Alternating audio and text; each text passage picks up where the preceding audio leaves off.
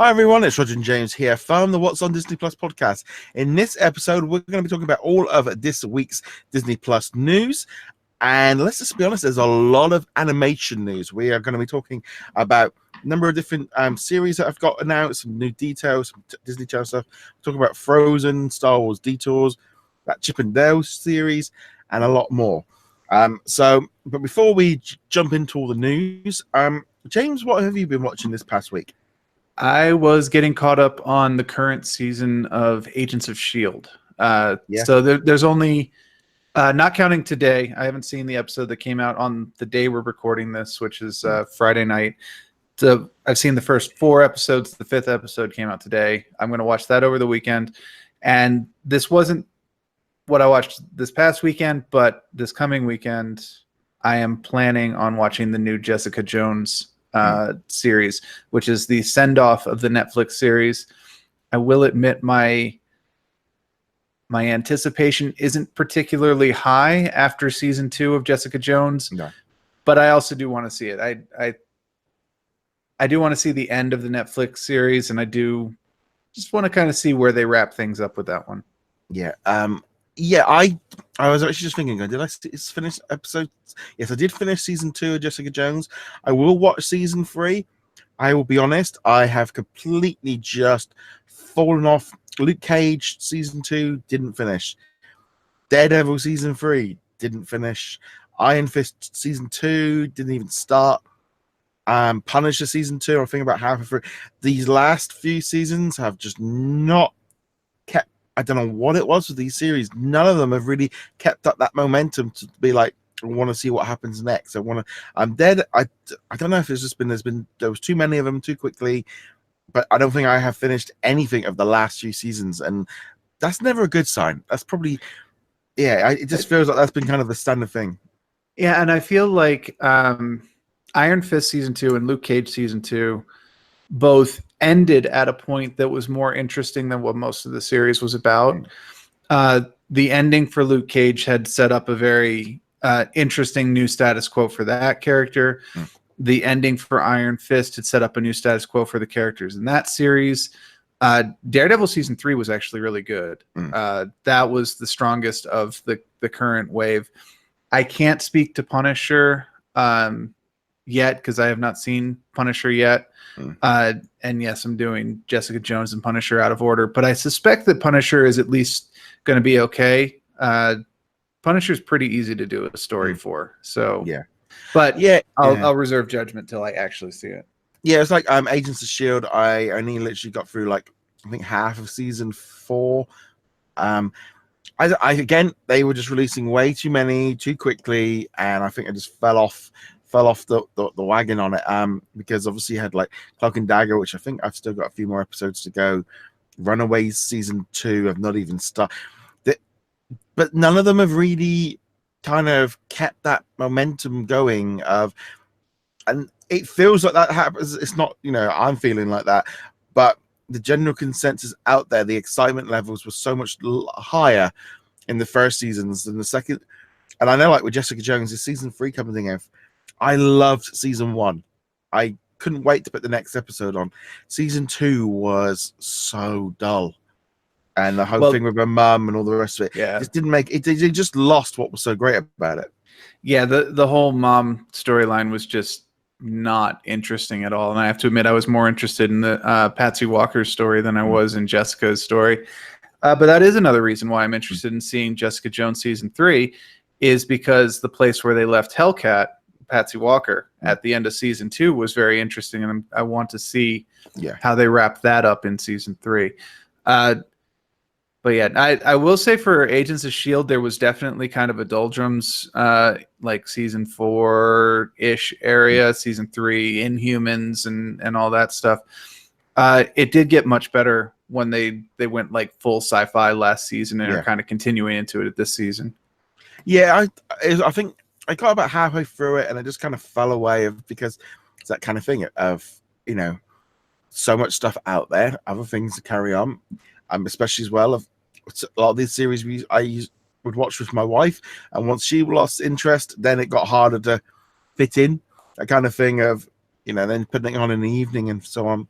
Yeah, but it just felt like the last few seasons have really struggled to kind of keep that momentum going. And it's like, well, there's a reason why I've not kept going, is because it didn't get me.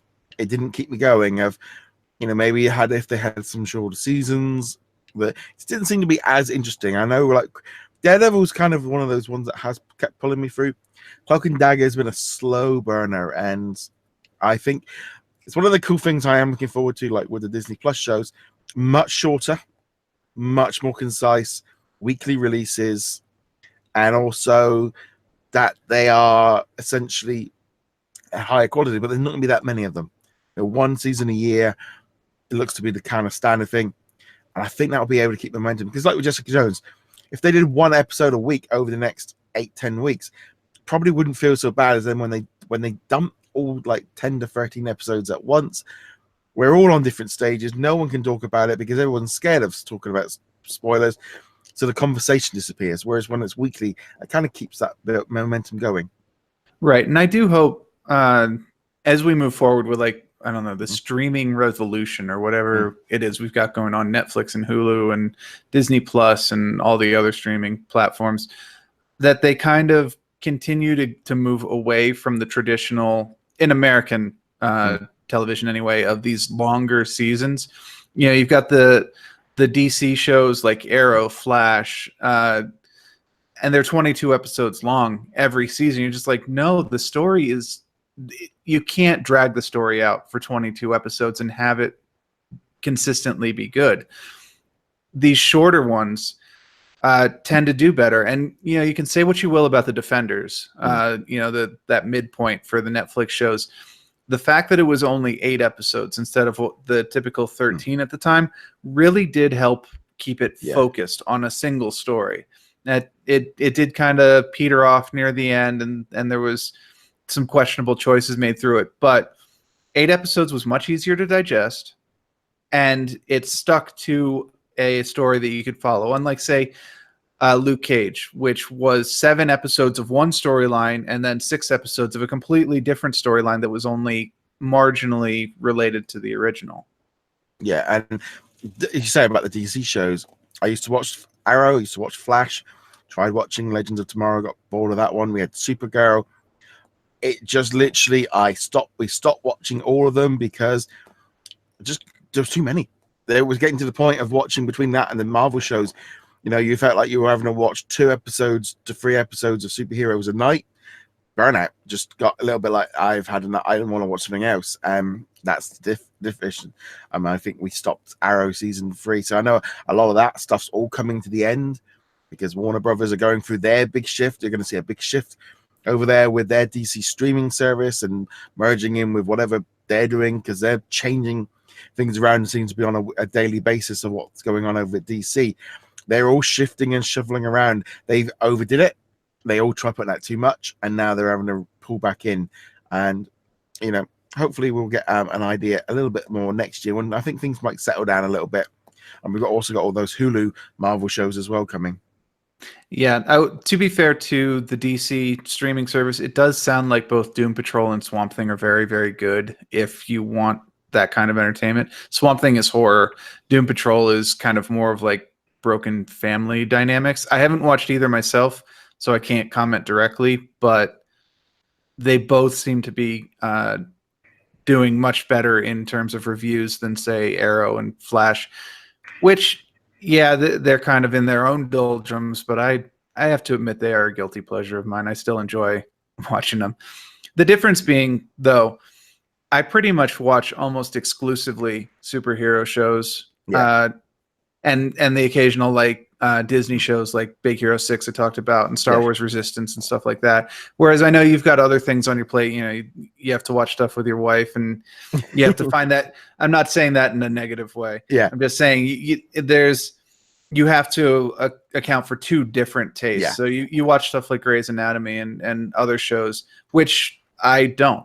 And it's all, but that's what it comes down to. In this day and age, and it's not even just superhero shows, there are so many good shows and TV and movies and video games, if you like games, and mobile stuff and books and comics. You can't digest it all. You have to pick your favorite bits. And Yeah. And that's what it comes down to. Yeah, I mean, exactly. I mean, I finished off Chernobyl this week, an amazing series. But also, like, for example, this week we had E3, the big video game event. So I was watching the live presentations of what was coming from them. So there again, that was, 5-6 hours of television, of streaming I was watching, but it wasn't necessarily Disney. And this is where, like Netflix have said in the past, their competition isn't necessarily Disney Plus and Amazon. It's things like Fortnite and YouTube. Everything is time is what they're fighting for, and they've got to find the right thing. But let us know what you guys are watching at the minute in the comments below. But let's jump into some of the news, and it is a very, very heavy animation week. There was a International Animation Festival taking place in France this week, and we've got lots of news that have come out of it. So the big news first off that really caught everyone's attention was a brand new animated series of Chip and Dale, and this one really caught people's attention, and not for the good reason. So this season, we don't know when it's going to be coming out. 39 episodes, 7 minutes apiece. I'm seeing the return of Disney's much-loved chipmunk troublemakers in a non-verbal, classic-style comedy following the ups and downs of two little creatures living life in a big city, combined with a traditional style of animation and contemporary comedy narratives. It's directed by Jean Clairo and produced by Marc de Provence. These are being made by the I'm going to say this. Was it Siam Animation? I don't know if they pronounce the X or not. In Paris, so it's a French TV series, but it's also being led by the London-based animation team with France, which is kind of, I will go into that in a little bit more details. But this Chip and Dale series, let's just say the animation has really caught on because people on, Disney fans were not happy with this at all. And I can see why. Because it's so far from the original, very different. I think Dale looks better than Chip. It all just looks very different, very modern. And I'm going to play a devil's advocate here and be a little bit more on the lines of, I think for kids today, for kids sitting down today, because I know, Walt Disney didn't make TV shows for kids, and everything should be for kids sitting down today. It's bright, it's colorful, and they are modern, and that's probably what when you compare this to some of the other TV shows that are out now, it kind of fits in with that art style of what they're doing. Yeah, I mean, like you look at the current Mickey Mouse cartoons, the 5-minute shorts.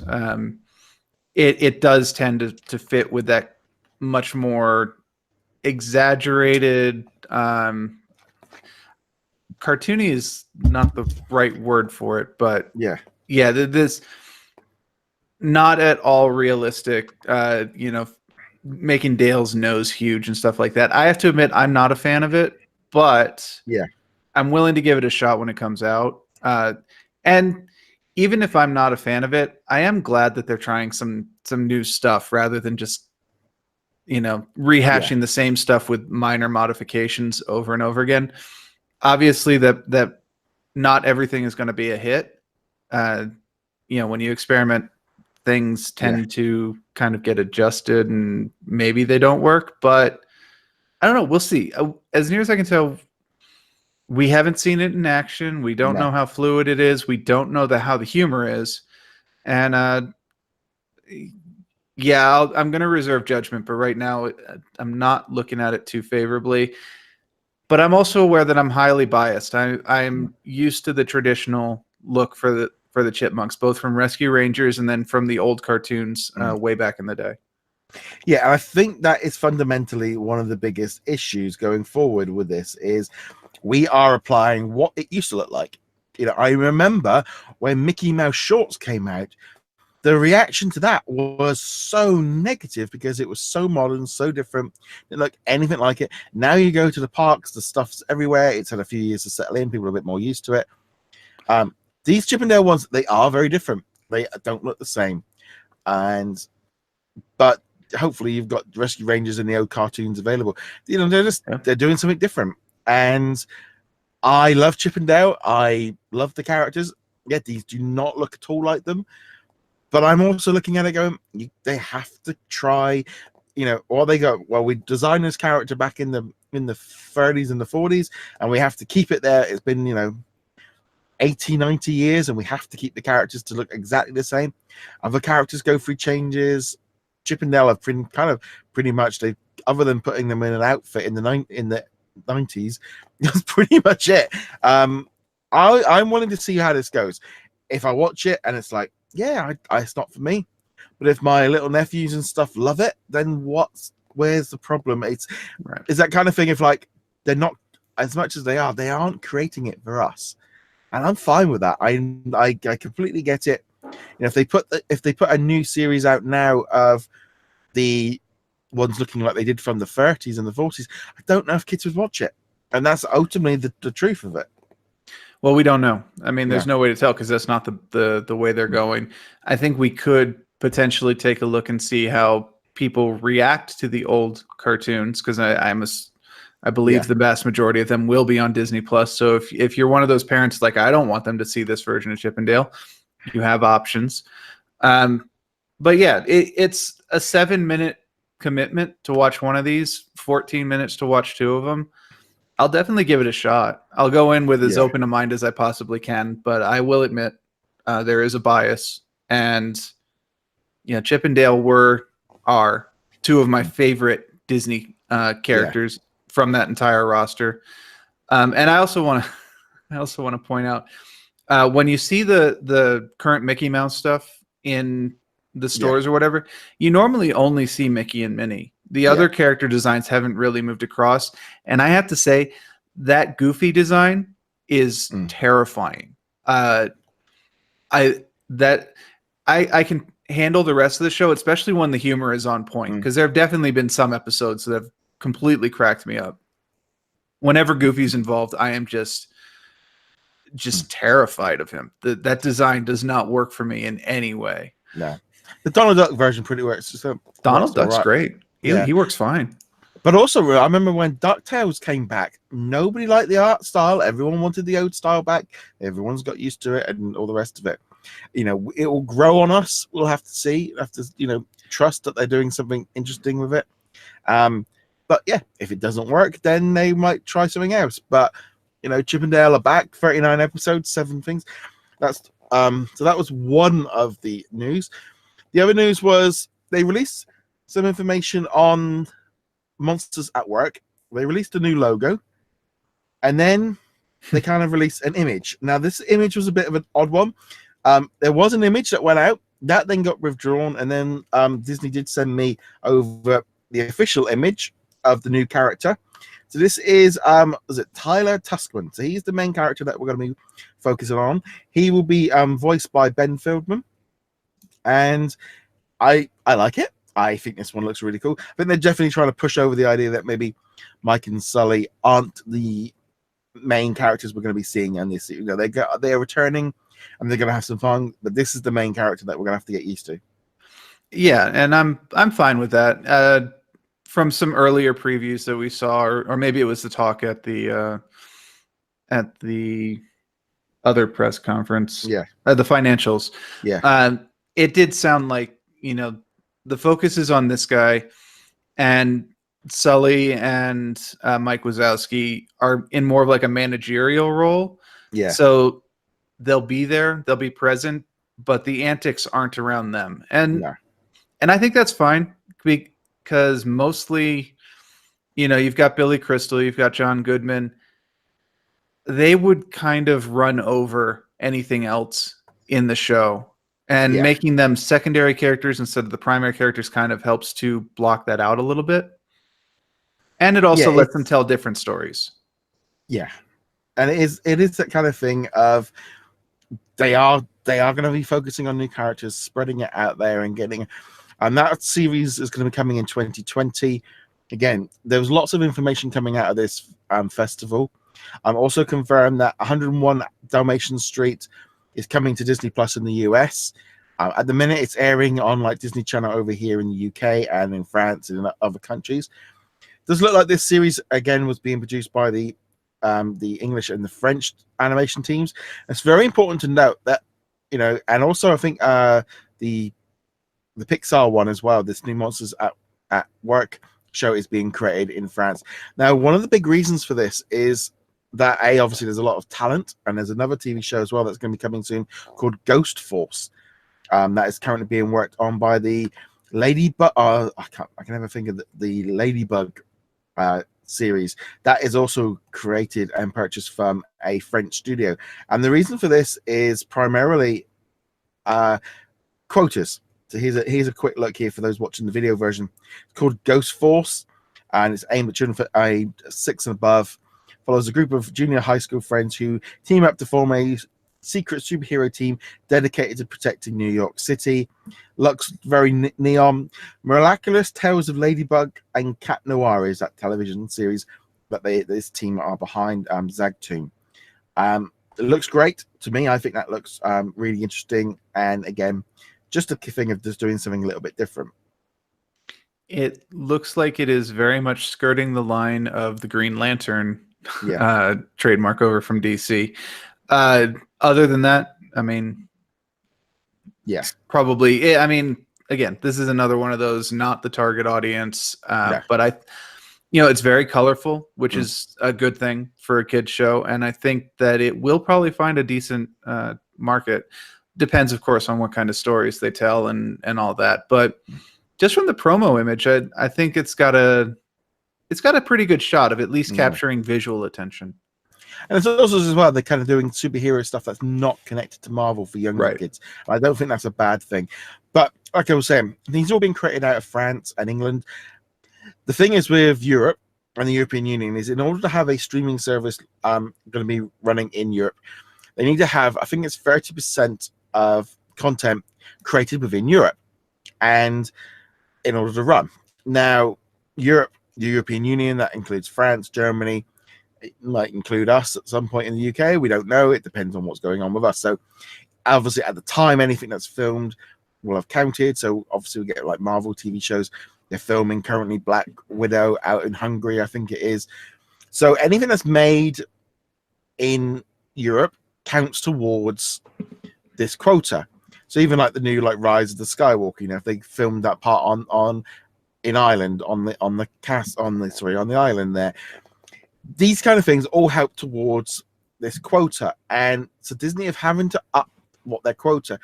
So if they can get their European teams creating TV shows and outsource, it really does help them get that number up, and it means then they can launch in Europe quicker, and they can turn around and go, well, this show.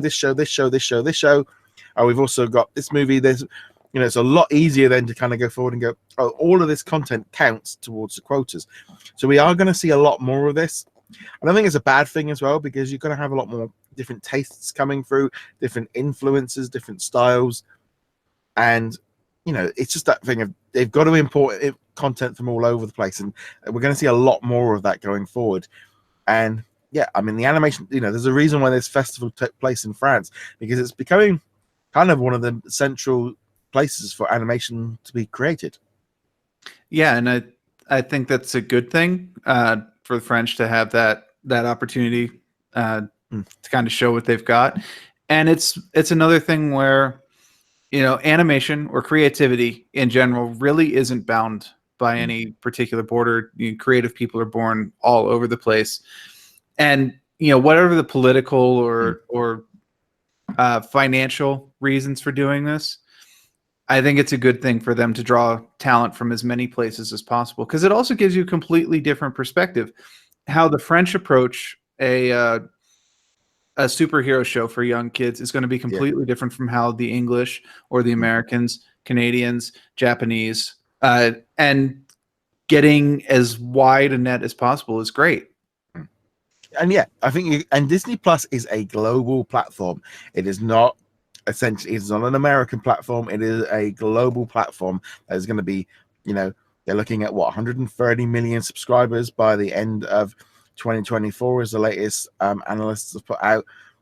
The vast majority of them are going to be outside of the US, and bringing in different talent from Canada, bringing it in from from South Korea, bringing it in from Australia, because there's a TV series called Bluey, which is a little animation series that has been confirmed to be coming to Disney Plus. It won't be coming to Disney Plus in China, New Zealand, or Australia, because they're keeping the rights for that one. It was a TV show created by an Australian company with the BBC in the UK. They've sold the rights on. Disney are kind of going around hoovering up any popular little series or little animation studios or little animation projects, and because they want that. And so we've got something completely different with Bluey. Again, something very different. And I think this is definitely the good thing going forward. A lot of different animation. It was also confirmed that Disney Plus, that Legends of the Three Caballeros is coming to Disney Plus. It was up on the D23 website.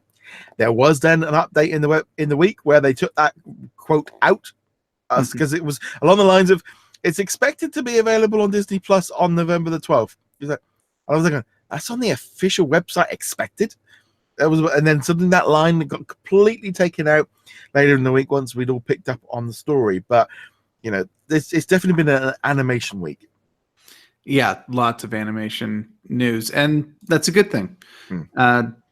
Get as much news out there, show us what a lot of the options are, and again, this point that we keep coming back to of there's something for everybody. Yeah, go ahead. I was going to say, they have been, there's been a lot of people going, well, where's all the good stuff? And because the whole advertising point for Disney seems to be of going, it's not just Disney Channel stuff. It's not just Disney cartoons. That's where Disney are trying to, it seems like they didn't want to push too much on the animation because they want it to seem like it's going for adults. But there's a lot of animation coming through. A new series started this week on the Disney Channel, Amphibia. Waiting to see it. So I can't wait to see what they're doing with that on there. We've also got Owl House, which is a brand new animation. We got to see the teaser trailer for that this week. We've also, looking here at the list, something that came up was Star Wars Detours, which was an animation series that was made before Disney purchased Lucasfilm. They made, 40-something episodes. Starred Seth Green, kind of from the Robot Chicken team. Very weird looking art style, very different. That got kind of canned, but all the episodes are created. They're all sat there in a vault, ready to go. And Seth Green was talking about how, talking to Disney about kind of wanting to get that series up and running, get it out there. And I think there's very much along the lines of I think maybe even 2 complete seasons sat in a can, a bit like that Free Caballeros show and 101 Dalmatians. They've been holding back stuff for Disney Plus. Yeah, and I'm actually pretty interested in this because the Robot Chicken episodes that have Star Wars focus are generally really good. And Seth Green has a wicked humor style. Yeah. So I don't know why it was shelved. I don't know any of the stories. This is actually the first I'd heard of it at all. Right. I didn't realize that this had been a thing. So I'll be interested to see, the quality of it. Was it shelved because the execs didn't like it, and I'm guessing more likely they didn't get the humor of it, or they didn't want that kind of humor to be how Star Wars was portrayed? I think there was very much along the lines of, I think as far as he said, it was episode 7. All focus went on episode 7 when Disney got it, and they didn't want anything distracting from it. They had something new. They were doing their own thing, and I don't think they wanted any previous projects running. You look at like Star Wars Rebel. They wanted something original, and they were starting fresh. This thing's been sat in a can for like 5+ years, and they're there. They've got this massive collection, and now they've got a streaming platform where they can put things out. And if it does well, great. If it doesn't really matter. It will become a Disney Plus original. It'll help boost out the stuff. The animation style looks really weird and wacky, kind of. But these kind of things can work so much differently on a channel like this. I mean, we've got Lego Star Wars series, so why not do something completely different? And someone jumps in and go, oh yeah, this isn't actually Star Wars. It's not canon. It's not. It's fine, and we are going to see a lot more of these bits and pieces. So that was definitely one that kind of caught my eye. Also this week we got to see the first look at 3 of the new Short Circuit shorts. We got to see some they did get shown off during the this presentation, which also included Frozen 2, which we're going to be talking about in a minute. So first look here, we've got Jin Hong, or How, I don't know how you pronounce that, sorry, following a grieving woman who pays tribute to our departed teacher with a magical form of kung fu. The art style looks amazing on that one. It looks like a painting. We've also, I didn't actually realize that was what they were aiming for with the animation style. I thought those were just stills and demos, but yeah, no, yeah. it's interesting. And then we've got Just a Thought, which kind of looks like a Saturday morning cartoon because he's off there daydreaming about a girl by the looks of it in school. And then we have got Exchange Student, which is about a tale of an earthling girl who feels like an outsider at school for aliens. Again, very different. I think these are going to be coming in spring 2020. Yeah, it just lots more information and stuff starting to creep through. Yeah, and this is what the platform is for. The first couple of shorts were really good, and I look forward to seeing what these have. Yeah, I mean, now we know that we've got 3 different short series currently in development of Spark Shorts, Short Circuit, and Launchpad. Disney seem to be going really in on going, yeah, we want little content, we want fresh content, different ideas. Let's see what's going on. And I don't know if they would have done this. I mean, I don't know if they would. I don't think there was almost that idea of going, let's create a short series for YouTube. It was almost like, yeah, I mean, they must have made a fair bit of advertising money off of like Kickball, with 20, 30 million views kind of thing. They probably did all right on that. But now they're looking at it more in a traditional way of going, oh, we have an outlet. This is a way of selling it. It will be a way of getting people in, but it also gets trouble in. Whereas up to now, they maybe didn't want to put these things in front of cinema releases because that was like, oh, it's not good. But, oh, we can put it up on a streaming service because it's not as, if it's not, we can clearly state at the beginning, oh, this is just a trial kind of thing.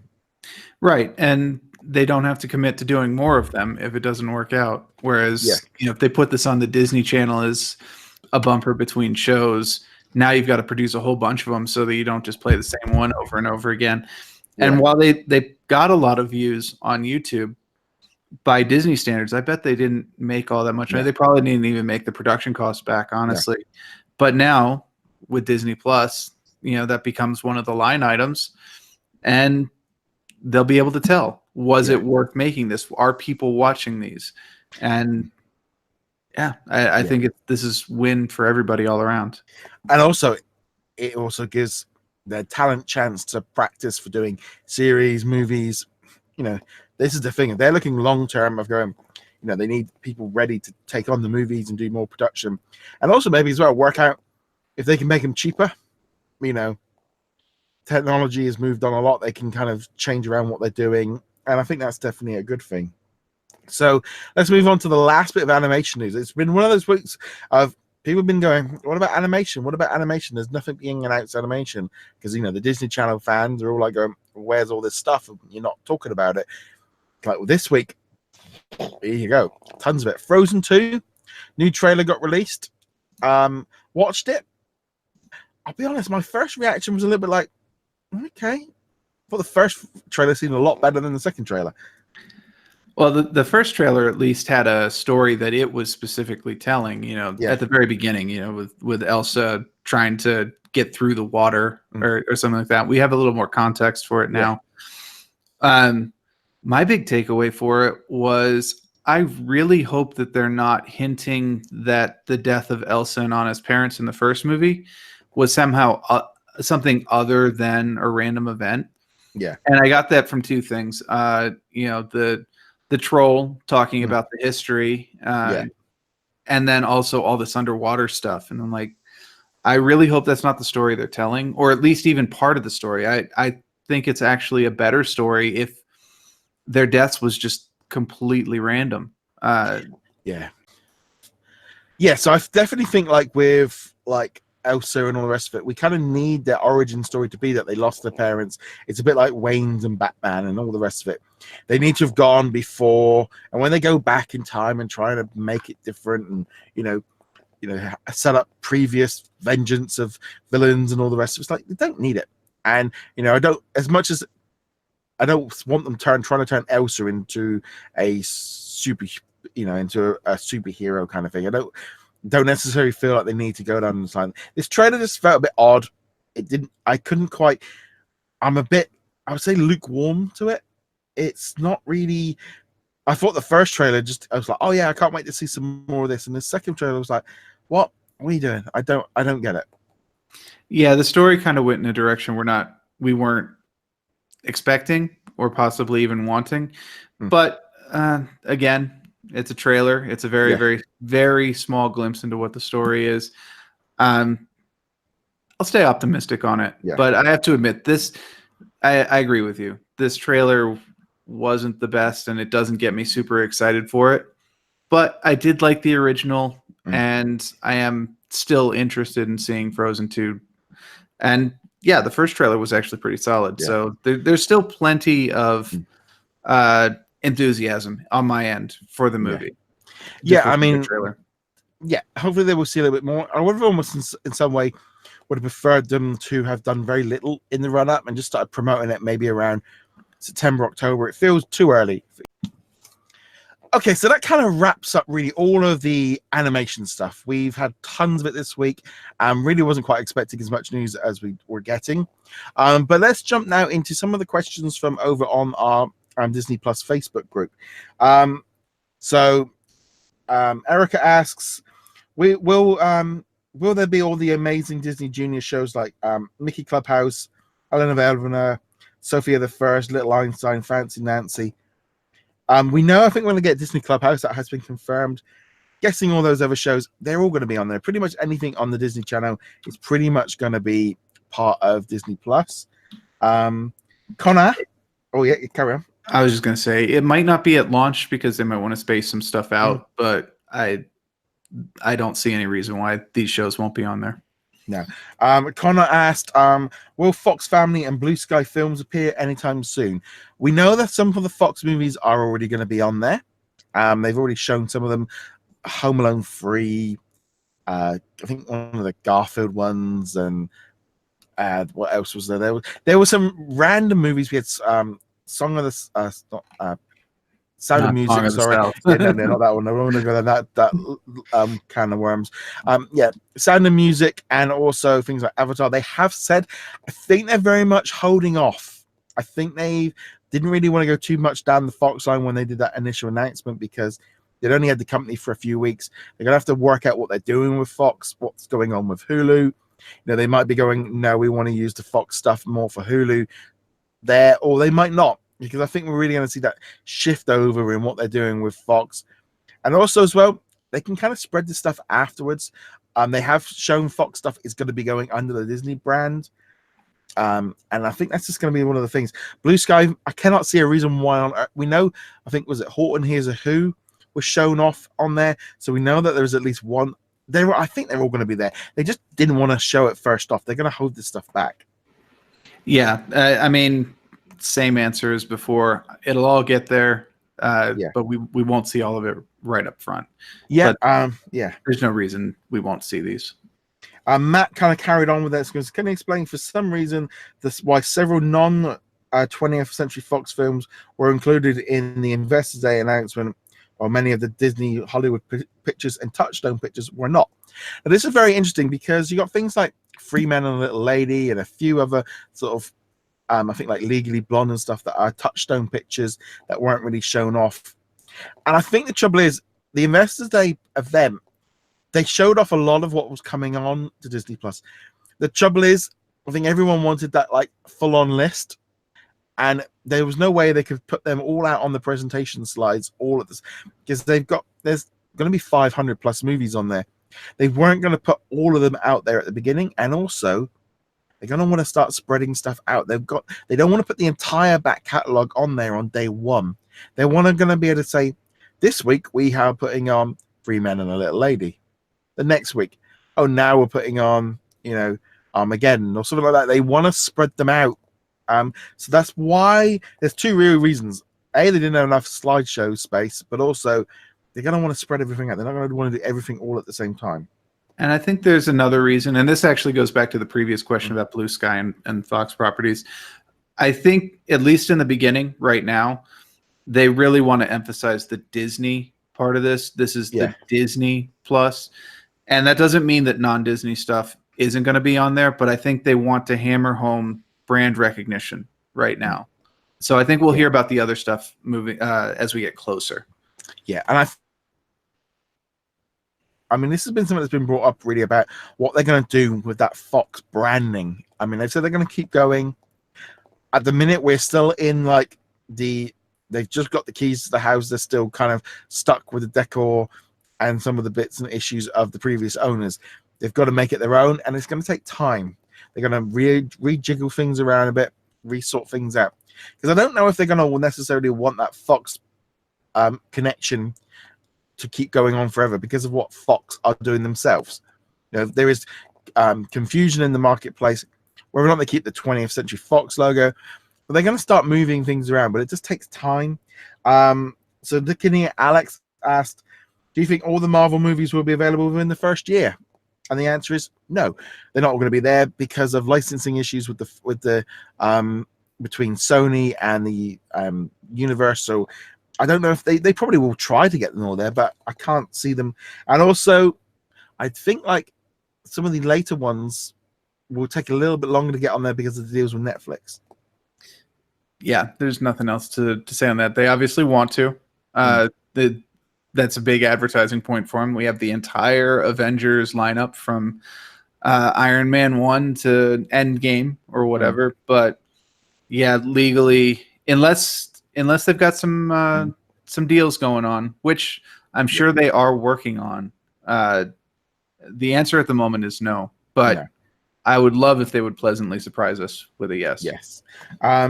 John asked, will there ever be a Jungle Book TV series which would take place after the 2003 animated film, The Jungle Book 2? I don't know if they've already, did they do a Jungle Book animated series? I know that we did Tailspin, but I wouldn't necessarily think, I wouldn't necessarily think they would do an animated series at the minute based on The Jungle Book. You know, we had that new live action version a few years ago. I don't know if they would.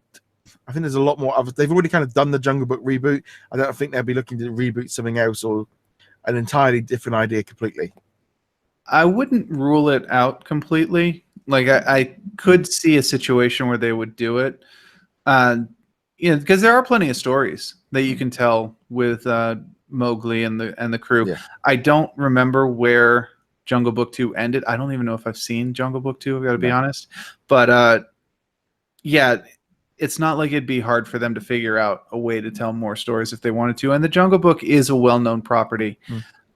So I think my answer would be no, we're probably not going to see it. But I also wouldn't rule it out completely. I mean, we're seeing some properties here that I would not have immediately jumped on. 101 Dalmatians being one, for instance. Even bearing in mind that was already created. I was kind of like, oh, okay. That's not what I would have thought. No. Regina asked if all the Toy Story movies are going to be on there. Yes. She also asked about all the Pixar movies. Pixar, they're all going to be there. There is no issue with contracts or anything. The Disney own them all outright. I think they've already said they're all going to be there, and all the shorts too. Stacy asked, does anyone know if there'll be anything from the Disney parks, a show which focuses on a ride for an episode, the inspiration, the making of? It would be amazing. Well, yes, they have announced 2 shows at least. We know we've got an Imagineering show, who are the people behind the team. We also know there's a show by National Geographic about the animal kingdom. This is going to be something they're really going to pull into, and they're going to use. They know that Disney fans are clamoring for any information. So, yeah, we're definitely going to see a lot of information on this in the future. But we know we've got at least 2 series made. Actually, might even be 3. Yeah, and this is basically just built-in advertising for the parks. They could do stuff behind the scenes at Galaxy's Edge or the rumored Marvel Land that they're working on, in advance of the Mickey and Minnie's Toontown Escape or whatever it's being called, that kind of thing. And then, of course, doing things like what was asked in the question, like a spotlight on the Haunted Mansion. Talk about the Hatbox Ghost or something like that, and how he got added much later. However, that said, I don't think they want to go into too much detail on this. They want these to be like appetizers to get you into the park, and maybe to do the Keys to the Kingdom tour, something along those lines, where you get the real juicy bits. Yeah, and also, I mean, I think they were going to see things like the parades and the Christmas and the Oh, of Halloween course. shows and stuff, you know, like they do at Christmas and Thanksgiving. But yeah, plenty of questions there. Keep them coming in. If you've got questions, you can also comment them below. I'm going to try and keep a tab and put some in. It depends how many we get, but yeah, always happy to kind of jump in and answer your questions. So that pretty much wraps up this week's episode. Make sure you do subscribe on the YouTube channel. Make sure you also subscribe on the audio platform versions as well. Free to leave us a 5-star review there. We always appreciate them.